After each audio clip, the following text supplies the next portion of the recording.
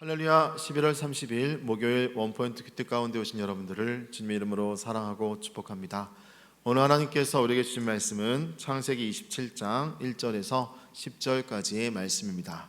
창세기 27장 1절에서 10절까지의 말씀 다 같이 한 목소리로 읽도록 하겠습니다. 이삭이 나이가 많아 눈이 어두워 잘 보지 못하더니 맏아들 에서를 불러 이르되 내 아들아 하매 그가 이르되 내가 여기 있나이다 하니 이삭이 이르되 내가 이제 늙어 어느 날 죽었는지 잘 알지 못하니 그런즉 네 기구 곧 화살통과 활을 가지고 들에 가서 나를 위하여 사냥하여 내가 즐기는 별미를 만들어 내게로 가져와서 먹게 하여 내가 죽기 전에 내 마음껏 내게 축복하게 하라.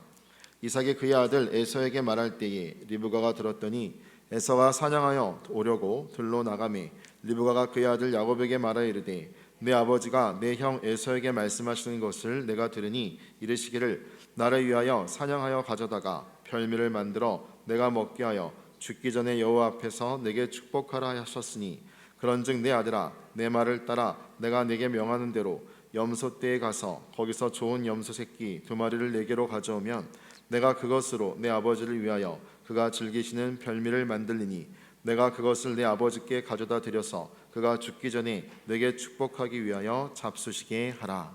아멘. 이 시간 거짓은 용납될 수 없다라는 제목으로 담임 목사님께서 큐티 인도해 주시겠습니다. 할렐루야. 자, 오늘 창세기 27장 1절에서 10절 우리 11월 30일 날을 11월의 마지막 우리가 날을 보내고 있죠. 특별히 이삭과 야곱 우리 태에서부터 이 야곱은 이삭의 발 뒤꿈치를 잡았다. 장자가 되고 싶은 강한 집착력. 이삭이 그 어린 나이에 무슨 믿음이 있었다고 말하기는 좀 어렵습니다. 아마 그는 본능적으로 형이 되고 싶은 강한 어떤 욕망, 그래서 지기 싫어하는 어떤 태도, 늘 이기고 싶어하는 어떤 마음. 근데 그 방법이 정당하지 않았죠. 수단과 방법을 가리지 않고 어쨌든 앞서려고 했던 그 태도, 그런 이삭을 가리켜서 약간 약탈자다 하는 말을 붙이게 됩니다. 거기다가 이제 오늘 본문에 보시면은 어머니의 사주로 인하여 아버지를 속이는 자리에 이르게 되니까 아버지만 속인 게 아니죠. 결국은 하나님까지도 눈속임한 셈이죠. 형 속이고 아버지 속이고 하나님 속이고 층층시야를 다 속일 만큼 그는 사기꾼의 모습을 결국 띠고 있다 하는 것이 이삭의 본모습, 야곱의 본모습이에요. 그런데 이거 참 성경의 역사가 그럼에도 불구하고 야곱에게 축복이 이제 임하게 되고 그 축복은 그대로 적용이 되어서 야곱의 자손을 통하여 놀라운 구원의 역사가 이루어지고 있다. 우리는 이 부분을 한번 깊이 생각을 해봐야 합니다. 자, 우선 오늘 본문에 보시면은 이제 아버지 이삭이 나이 많아 늙어서 눈이 잘 보이지 않게 되었다고 말하지 않습니까? 그러니까 당연히 맏아들 에서를 불러 이르되 내 아들아 하매 그가 이르되 내가 여기 있나이다. 드디어 이제 아들을 부르는 목적은 장자 에서를 축복하기 위함이에요.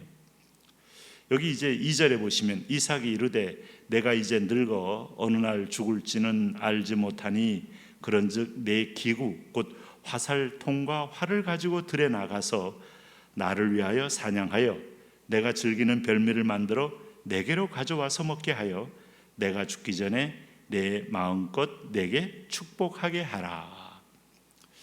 아버지는 당연히 유대 관습의 장자에 대한 축복권을 있음을 전제하고 에서에게 축복하기를 원했고 또 성실하게 나가서 사냥을 해오는 에서에 대해서 늘 듬직함과 아버지로서의 어떤 책임감을 또 느꼈는 것 같아요.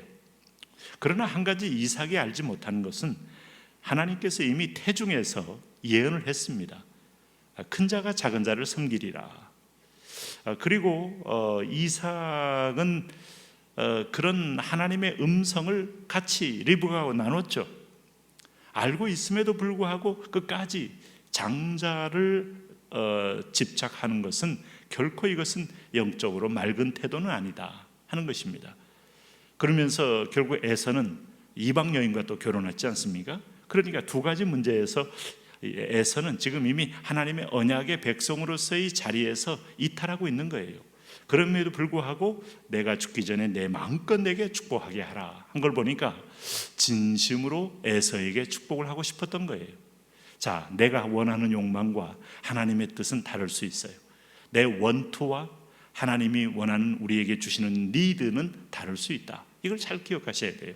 우리가 인생을 살면서 많은 것을 원하고 또 기도도 하고 요청도 하지만 사람이 욕심대로 구하는 것을 하나님이 들어주지 않을 이유는 그것은 내게 축복이 되지 않기 때문입니다. 그렇게 하면 오히려 하나님의 섭리에서 벗어나고 저주가 되기 때문이죠.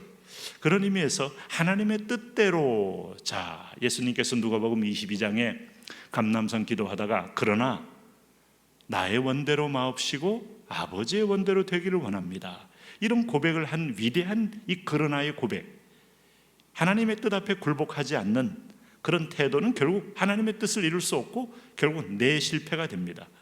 어쨌든 그럴 때 5절에 보시면은 이삭이 그의 아들 에서에게 말할 때 리브가가 들었다. 참 이것도 우연이지만 필연이 됐어요. 하나님의 역사는 결국 야곱에게 축복을 하기 위하여 리브가가 듣게 만들었다는 것이죠. 그리고 리브가는 에서와 야곱과 함께 늘 집안에서 소통하면서 야곱을 편애해 왔다는 것을 알 수 있어요. 이 집안 분위기가 아버지 이삭은 에서, 어머니 리브가는 야곱, 이렇게 둘이 아마 코드 맞는 사람들끼리 매우 친밀했던 것을 알 수 있어요.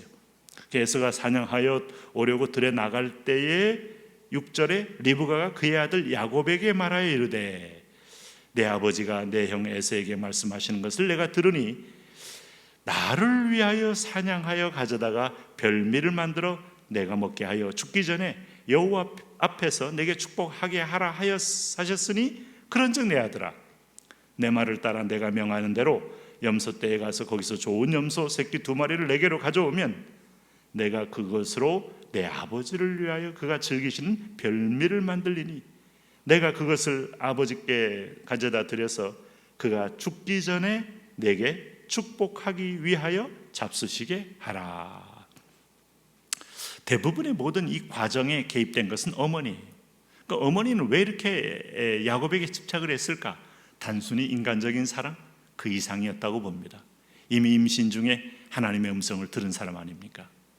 아마 마리아가 하나님의 음성을 들으면서 은혜를 받은 자여 평안할지어다 하면서 오늘 내가 잉태하여 아들을 낳으리니 그 이름을 예수라 하라 할 때 마리아가 아멘으로 주의 계집종이오니 말씀대로 내게 이루어지이다 하면서 말씀을 받아들임으로 위대한 성모가 된 것처럼 아마 어머니 리브가도 방법은 좀 정당하지 않아요. 뭐 오늘도 보면 거짓은 용납될 수 없다 이런 표제를 달아놨지만은 오늘 전체의 그 에서와 이삭과 에서의 태도와 이 리브가의 야곱의 태도 속에는 상당한 차이점이 있습니다. 야곱도 굳이 집요하게 팥죽을 통하여 형 에서를 이 장자의 명분을 살려고 했던 이유 중에 하나는 어머니로부터 들은 그 장자에 대한 축복권에 대한 강렬한 희구가 있었어요. 자, 그리고 자기가 그래서 결국 장자가 되어서 작은 자로서 장자가 되어 축복을 받는다는 그런 그림이 나오지 않았을까? 아마 어머니 리브가는 처음부터 하나님이 야곱에게 축복을 주리라는 믿음을 갖고 있었기에 야곱에 대한 더 큰 편애가 있었지 않았나 하는 생각이 들고, 이 방법 자체는 건강한 방법이 아니고 수단이 정당하지 않지만은 그러나 그도 하나님의 축복에 대한 강한 열망이 또 있었기에 야곱에 대한 이런 태도를 취하지 않았나. 심지어는 우리 다음 장에도 나오겠습니다만 이게 문제가 되어서 아버지가 저주하면 걱정하지 말아라, 이 저주는 내가 받을 테니까 라고 말하는 것은 단순히 인간적인 집착 이상을 넘는 믿음의 영역이 있었다 하는 걸 알 수 있어요. 어쨌든 뭐 하나님의 역사는 놀랍게도 야곱 쪽으로 임하게 되는 거죠. 오늘 여기 본문에도 보시면은 10절에 내가 그것을 내 아버지께 가져다 드려서, 자, 이렇게 함으로 이미 사냥을 나간 에서에 비하여 집에서 키우는 염소 새끼 2마리가 훨씬 빠르고 또 충분히 요리할 기회가 있고, 그리고 에서는 아마 가지고 오면 본인이 요리해야 할 상황일지도 몰라요. 그러나 어머니가 지금 늘 이삭을 위하여 요리를 해왔기 때문에 입맛을 정확하게 알지 않습니까? 그래서 아주 굳어버린 이삭의 마음을 흔들 수 있는 최고의 요리를 얼마든지 만들 수 있었다. 그래서 그가 죽기 전에 내게 축복하기 위하여 잡수시게 하라. 이 놀라운 것은 이것이 성공을 한다는 사실이에요. 큰 그림에서 보면 인간의 죄성이 있고 인간의 어떤 허물이 있고 인간의 실수가 있지만 하나님의 섭리적 예언은 어떤 형태든 간에 인간의 죄성을 뚫고 성취가 된다는 사실 우리는 또 알게 됩니다. 하나님의 주권과 섭리. 그리고 로마서는 이것을 분명히 얘기해요. 내가 에서는 미워하고 야곱은 택한 것이 하나님의 은혜를 너희에게 설명해 주기 위함이었다 하는 거죠. 오늘도 저도 여러분도 내 공로가 아니고 전적인 하나님의 은혜로 살고 있습니다. 우리가 권사되고 장로되고 목사되고 집사되고 성도된 것도 전적인 하나님의 은혜입니다. 하나님 그 은혜로 우리가 감사하며 살게 하여 주옵소서. 예수님 이름으로 기도합니다. 아멘.